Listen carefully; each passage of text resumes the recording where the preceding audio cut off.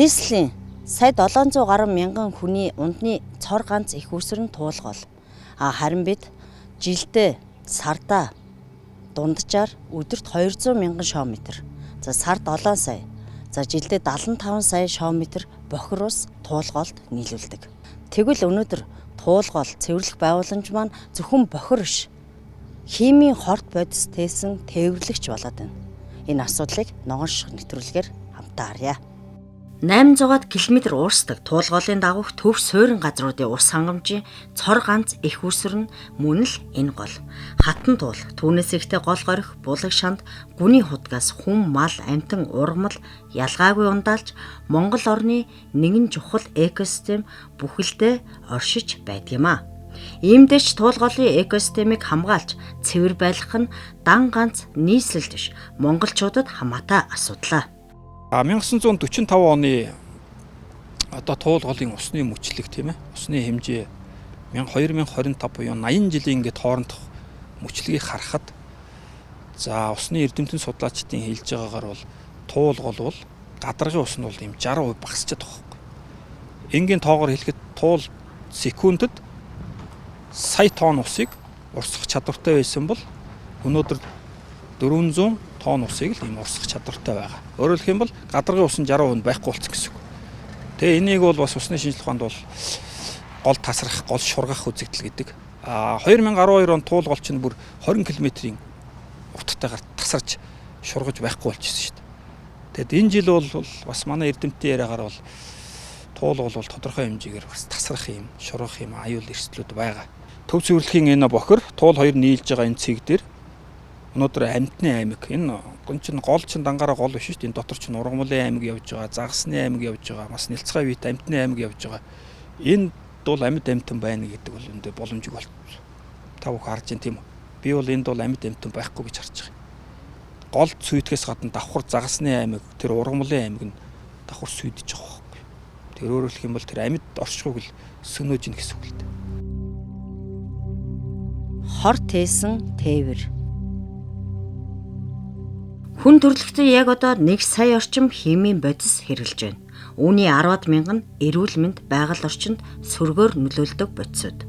Хорт хавдар үүсгэдэг, удаан хугацаагаар хадгалагдаж хордуулах чадвартай химийн бодисын тоонд энэ бүхэн ордог. Ийм хортой бодисыг хэрэглээ тэр тусмаа ядуу буурай, хөгжилд ороо улс орны үйлдвэрлэл үйлчлэгээ төдийгүй хоол хүнсгээд бүхэл салбарт өсөн нэмэгдсээр байна. 21-р зууны шинжлэх ухаан техник технологийн үсрэнгүй хөгжлийн нэг үр дүн энэ. Энэ салбарт химийн бодисын нэр төрлийг тооцоолохын аргагүй болтлоо өсөж байна. Хамгийн гол нь химийн бохирдлыг манай хотын ганц төв цэвэрлэх байгууламж цэвэрлэдэг. Анхнаасаа ч ийм зорилтоор байгуулагдаагүй. Цэвэрлэх байгууламжид сараалжийн байгууламжид маань хоногт дунджаар 1200-аас 1300 кг за ахын хог хаягдл ирж байна. За үүн дээр нэмэгдээд 250-аас 300 кг өснөөс бол ирж байна. За энэ ийм хэмжээний хог хаягдл өснөөс ирж байгаа нь манай цэвэрлэх байгууламжийн үйл ажиллагааг бол доголдуулж байдаг. За хогийг ангилж үзэхэд за ахын хэрэглэнээс гарч байгаа өдөр тутмын одоо энэ хоолны үлдэгдэл те өөх тос маань 400-аас 405 кг. За нойтон сальвитик байна. За өснөөс байна. За ахын хэрэглэнээс гарч байгаа энэ хүүхдийн памперс, эмэгтэйчүүдийн ариун цэврийн хэрэглэл те. За одоо бүхэл төрлийн хог хаягдлыг бол Улаанбаатарын иргэд 0 руугаа хийж бол урсгаж байна. За Улаанбаатарын иргэдтэй бол хандаж хэлэхэд за зөв дадалтай байгаа ч за өөрчлөлтийг өөрөөсөө эхлүүлцгээе те. Хог хаягдлаа 0-ын суулт урдуугаа хиймээргүй байна л гэж одоо уриалмаар байна. За яг өнөөдрийн байдлаар бол ус бол гидравлик ачааллын өвч, бохирдлын өвч бол өндөр ирж байна. Тийм учраас одоо бол биднэрт бол зайлшгүй шин цэвэрлэх байгууламжийн байгууламж шаардлагатай. За энэ шин цэвэрлэх байгууламжийн ашиглалтанд орсноор ч ер нь бол биднэрт одоо энэ нөгөө бохирдлын агуулмжийг стандарттай хүргэх өнөөдрийн бол ингээд зайлшгүй юм хэрэгцээ шаардлага бол тулгараад байгаа. Механик хаягдл, хог хаягдл одоо энэ химийн өндөр бохирдлыг бол зайлшгүй ахын цэвэрлэх байгууламжаар цэвэрлэхийн тулд урьдчилан цэвэрлэх байгууламжийг бол зайлшгүй аж ахуй нэгж үйлдвэрийн газрууд маань бол ингээд төлөвлөж ажиллаж байгаа юм төлөвлөсөн шугам шүлжээнд нийлүүлэх стандартаа бол биелүүлэх юм хэрэгцээ шаардлага бол тулгараад байна. Төв цэвэрлэх байгууламж төрөл бүрийн хийм бодистой хаягдлыг саармжуулахгүйгээр туулголд шууд нийлүүлж байна. Та галтгоо угаалгын өрөөндөө ороод нэг хардаа.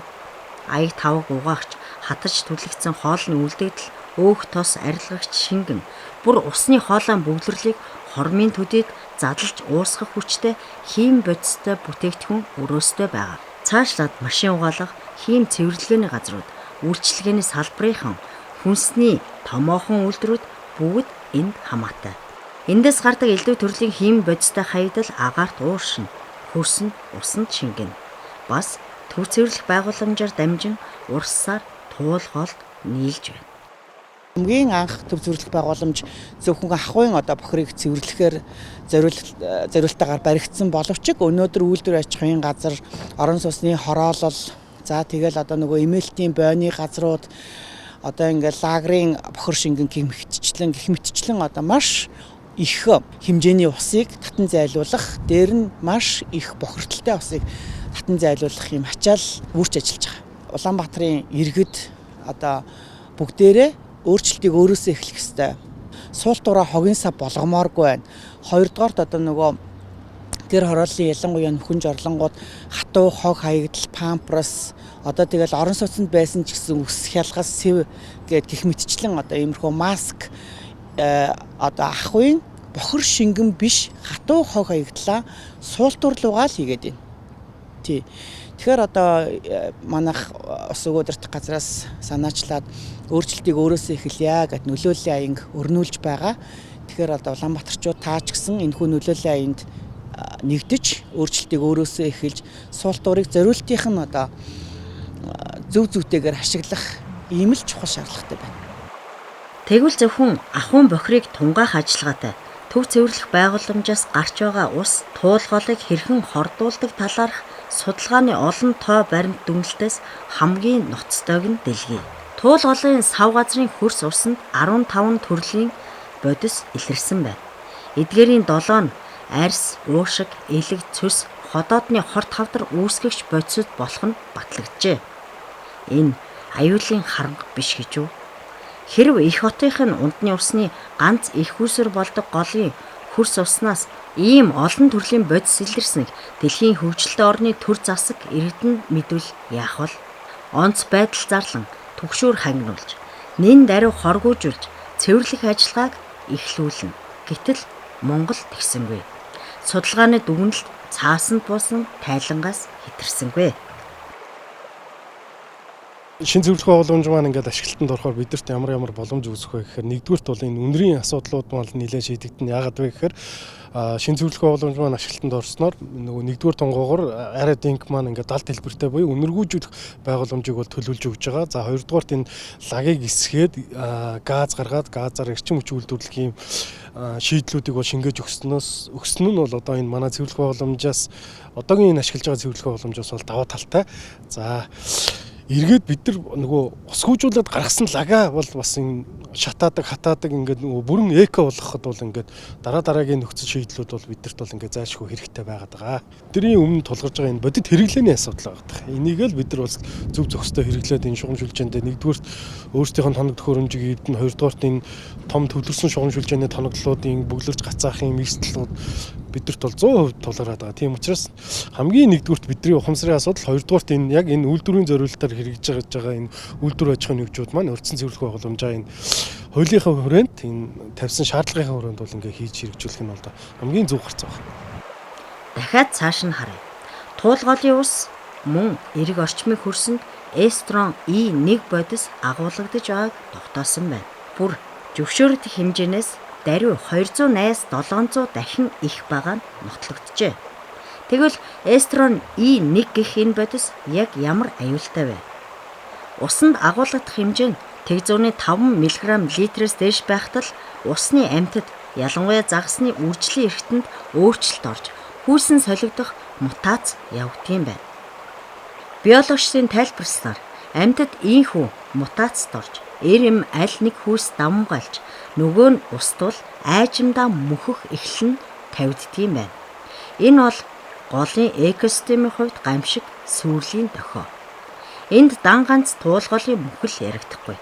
Элдв ням бохир цаашлаад химийн онцгой хортой бодис тээсэн ус туулголоор дамжин энэ нь химийн бодисын бохирдол Монголын олон гол нууруудад гарахж байгаа нэг баримт юм.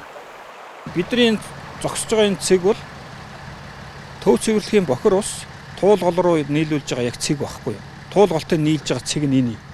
Тэгээ та бүхэн сая харлаа тийм үү? Бохир усны өнгө, туулголын өөрийнх нь өнгө, урт талд нь өөрийнх нь өнгө явж байна, хойд талд нь бохир усны өнгө. Тэс шал өөр ялгаатай байгаа шүү дээ.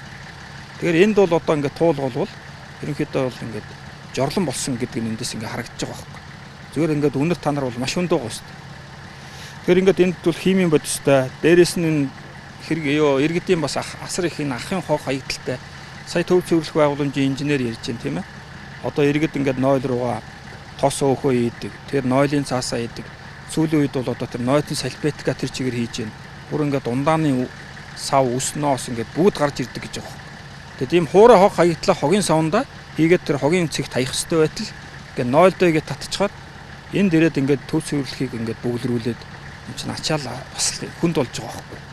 Манай энэ үйлдвэрүүд нийслэл Улаанбаатар хотод үйл ажиллагаа явуулж байгаа химийн бодис хэрэгжилж байгаа үйлдвэрүүд бүгд өөрсдөө юутай болох хэрэгтэй. Цэвэрлэх байгууламжтай болох хэрэгтэй.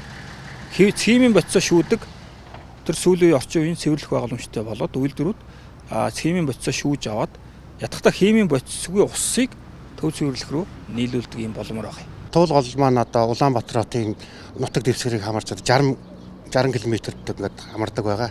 Тэрний айс авыг дагаж одоо 3 төрлийн бургас одоо ургадаг байгаа. Тэр нь одоо бургас нь бол 3-5 м өндөртөө ургадаг.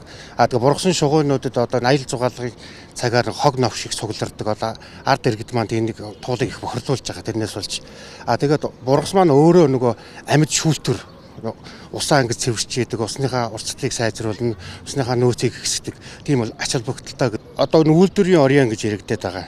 120-оос тэр хойшоогоо тэр шугам паприк хүртэл тэр хоорондох зайд бол нэг арьс шир том нэг хүнд үйлдвэрүүдийн нэг одоо бохирдсон усыг ингээд ус руугаа хийгээд ирэхээр манай модондоо бол асар их муу нөлөөтэй. Модны ургац удаашрах, дараа нь үрээ өгөхгүй байх тийм сөрөг нөлөөнүүд гардаг. Тэгээ тийм учраас одоо энэ хог хаягдлаа жоохон тэр туул руугаа хийхгүйгээр өөр зорилтын газар наваач чаях тийм зохион байгуулалтанд орохгүй бол яваандаа байгаль экологид асар их хорн нөлөөтэй. Бургасны маань нөөц багасна, бургас маань яг өөрийнхөө ингэж ургаж чадхаа байна. Урах орчны бохирдлоос болоод бургасны чанар боддог. Улсын хэмжээнд 130 гаруй хаягдал ус цэвэрлэх байгууламж үйлдвэр аж ахуйн нэгжүүд байгаагаас хэвийн ажиллагаатай нь 50, хагас ажиллагаатай нь 30-аад, огт ажилтгүй нь бас 50 орчмоор тоологдож байна. Эндээс ганцхан жилд 1,300,000 шм хаягдал ус гарч байгальд шууд нийлүүлдэг гэжээ. Ийм хэмжээний хаягдал усыг төв цэвэрлэх байгууламж зөвхөн дамжин өнгөрүүлэх цэг байдлаар туулголд зутгасаар. Улаанбаатар хотын бүс дэх хөрс ус тэр тусмаа туулголын айс авд химийн бодисын асар их бохирдол илэрчгээд байхад Монгол улсын хэмжээнд саармагжуулах, хоргоожуулах чадaltaй төв цэвэрлэх байгууламж өнөөдрийг хүртэл байхгүй л байна. Хор тээсэн тээвэр. Туулголын газар дорох усны чанар, аюулгүй байдал, хүрээлэн буй орчны асуудлыг үндэсний аюулгүй байдлын зөвлөлд оруулан хилцүүлэхийг, байгаль орчныг бохирдуулагч органик нэгдлийн мониторингийн цэгийг Монгол улсын хэмжээнд байгуулахыг, нэгэнт бохирдсон хөрс усыг цэвэршүүлэх дэвшил технологи нутагшуулахыг эрдэмтэд зөвлөж нэгдсэн дүгнэлтэд 2018 онд хүргүүлжээ. Уг нь тэдний санал төрийн анхаарлыг татаж чадсан. Тодорхой хэлбэл 2019 онд төв цэвэрлэх байгууламжийн хаягдал бохир усыг биотехнологийн аргаар цэвэрлэх төсөл хэрэгжихээр болсон байна. За төв цэвэрлэх байгууламжаас гарч байгаа бохир хаягдал усыг одоо энд жишээ нь тунгааж дахин цэвэршүүлж яг мэргэжилтнүүдийн ярьж байгаагаар бол туулгол руу орох бохирдлын 50% бууруулах боломжтой гэж тооцоод 2019 онд улсын төсвөөс 800 сая төгрөгийн гэрээ тендер зарлаад нийтдээ 550 сая төгрөг бол олгогдсон юм байна, хийгдсэн юм байна. Гэтэл өнөөдөр төсвийн мөнгө уйлдгүй гэдэг яг бодит жишээ бол энэ болоод байна. Энэ бол яг шин төв цэвэрлэх байгууламж дахин баригдсанаар энэ бол шаардлагагүй болж л одоо хоцорж байгаа. Энэ хятадын буцалтгүй тусламжаар энэ шин төв цэвэрлэх байгууламжийн төсөл явж исэн ч гэсэн одоо давхар энэ одоо төсөл явагдсан одоо тодорхой шалтгааныг бол би бол мэдэхгүй байна. Тэгээ энэ бол яг ашиглалтанд орснороо бол дахин цэвэршүүлж туулгаалд нийлүүлэх юм ач холбогдолтой л байсан. Харин одоо үндэсний аудитын газрын албан шаардлагыг харъя. Туулгаалын сав газрын захиргааны 2019 оны санхүүгийн тайлан төсвийн гүйцэтгэл хийсэн шалгалтаар төв цэвэрлэх байгууламжийн хаягдал бохир усыг биотехнологийн аргаар цэвэрлэх төслийн хяналтыг туулгаалын сав газрын захиргаа хэрэгжүүлж байгаа нь холбогд хуулийн хэд хэдэн заалтыг зөрчсөн тогтоогджээ. Тэрчлэн энэхүү байгууламжийн ажлын зураг төсөлд магадлал хийгээгүй байхад ховцтуул компанитай шууд гэрээ байгуулж ажлыг эхлүүлсэн байх юм. Төв цэвэрлэх байгууламжаас одоо гарч байгаа хаягдал бохир ус бол одоо энэ байгууламжаар дамжиж гарснаар бол туулгаалд бол тодорхой хэмжээгээр одоо бохирдлын хэмжээ одоо буурж орох байсан. Одоо тэгээд энэ төсөл маань бол одоо санхүүжилт болон байгаль орчны яам туулгаалын сав газрын захиргаанаас бол одоо энэ гүйцэтгэгчийг нь ирж үзээд энд бол нэг 500 сая төгрөгийг нь тухайн гүйцэтгсэн компанид өгсөн байдгийг. Тэгээ энэ нь бол хүлээж аваагүй. Тэгээ энэ ажил ингээд зогссон байдалтай байна. Ажиллахгүй байгаа шалтгаан нь бол яг хуу энэ улсын төсвийн санхүүжилт нь нэгт одоо улсын төсөв эргээд татцсан. Тэгээ энэ нь бол яг улсын төсөвтэй холбоотой л ингээд хатсан байдалтай. Ингээд алдаа юунд байна вэ? Туулгаалын бохирлыг бууруулах чин хүслээр энэ ажлыг эхлүүлсэн компанийг шууд буруутгах бас болохгүй. Хамгийн гол нь тухайн үед ажил хариуцж байсан туулгаалын сав газрын захиргааны удирдлагуудын буруу энд харагдаж байна. Цаашлаад төсвийн хөрөнгийг өгтөөл татвар төлөгчдийн мөнгийг иймэрхүү байдлаар шатаадаг асуудал өнгөрсөн жилүүдэд Монголд зүгээр л байдаг зүйл болтлоо нутагшсан инэ.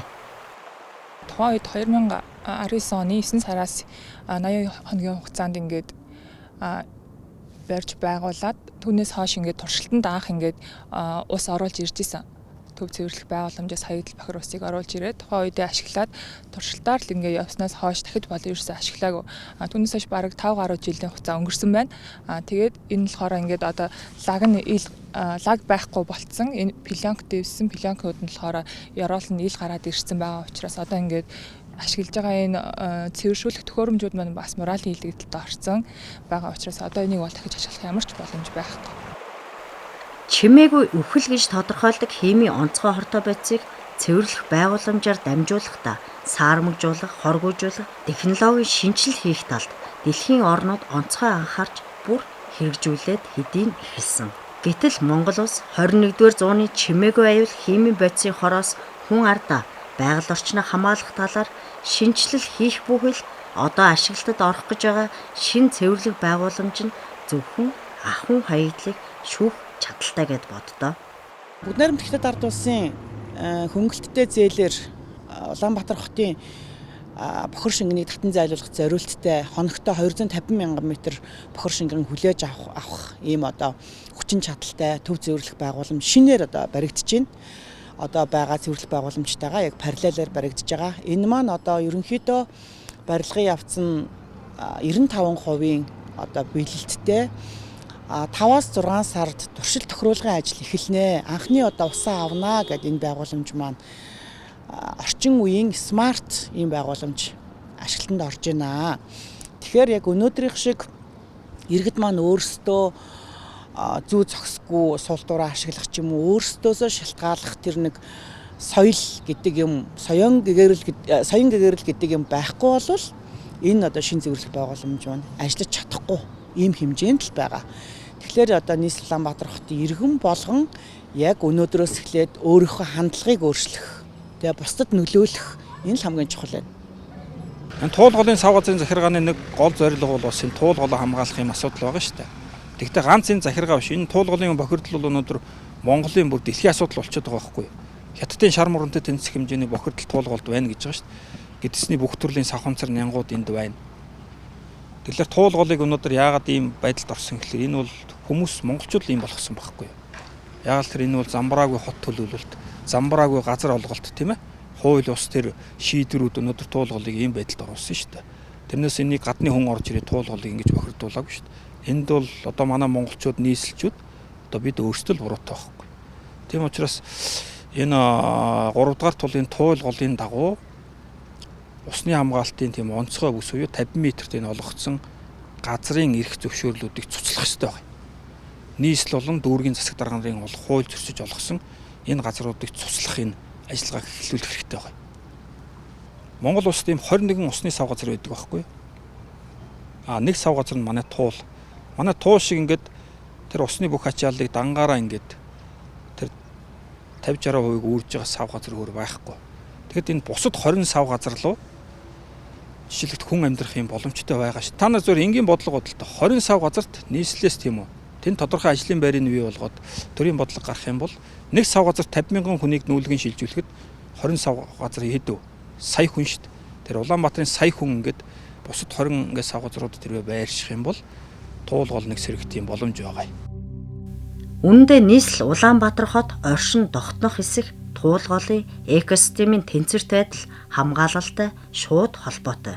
Тэгвэл өнөөдрийн байдлаар бохирдлын их үсэр дан ганц хог хаягдлаар биш. Угтаа туулгол химийн бодисын хор тээдэг гол болж хувирчээ.